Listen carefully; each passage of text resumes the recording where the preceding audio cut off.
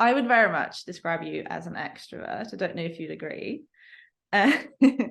But obviously everyone isn't necessarily an extrovert, and some can have a fair bit of fear connected to, facilitating in front of people. So what would be your greatest tip or tips for someone who might struggle? Like we were talking about, people have different presentation skills and presentation, a vibe generally, like some can be quite calm. If you're afraid to even get up on the stage and try to find your own, what tips would you give that person? I'd say the first misconception is that you do not have to be the expert. Like, you do not have to be the person with all the answers. The smartest person in the room is the room.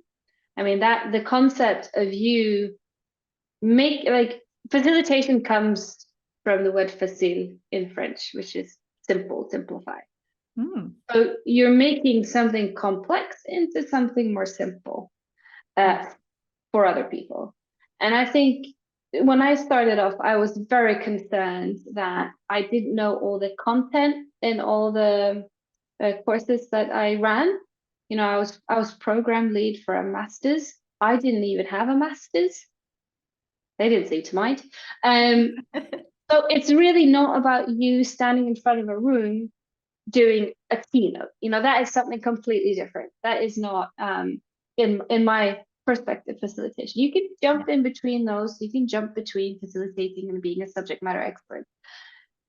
So really, my biggest piece of advice is planning. The more you plan and structure your facilitation, the more you have to lean on. I've noticed that, like, if I sort of being a chat box, I can whift away in loads of directions. But if I have my minute by minute design for this workshop, I won't do that. I will try and stick to the plan. And then, because I've done so much planning, if within context, like, you know what, let's scrap the next session and let's have a reflection and let's have a discussion. Let's talk, like, you can be more spontaneous. And I think once you find your own voice, you find sort of who you are in the room and how you act as a shepherd or as a flight attendant, whatever your role is at that specific time. Like we said earlier, do it in the way you want to do it. There's no point in like trying to mimic somebody else's style, because I don't know, I've tried, it didn't go that well. So, but yeah, so, and then it says practice.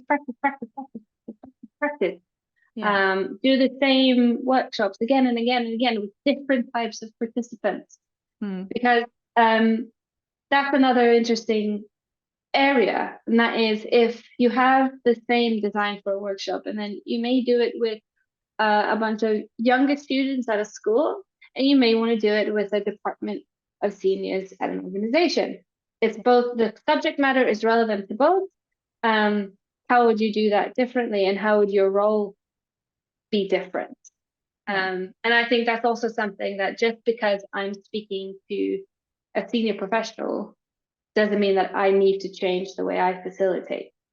You know what I mean? It's like, those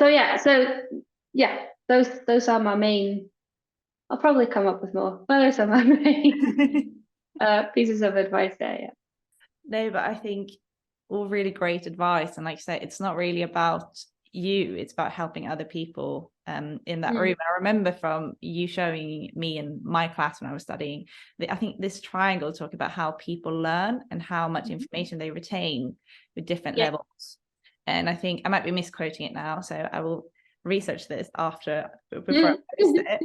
But I think there's like 5% of information retained when you're just talking at someone, and where you really start to see that level of growth is when people start finding solutions together and working on the problems. And I think the top one was actually teaching others. That's when you learn the most.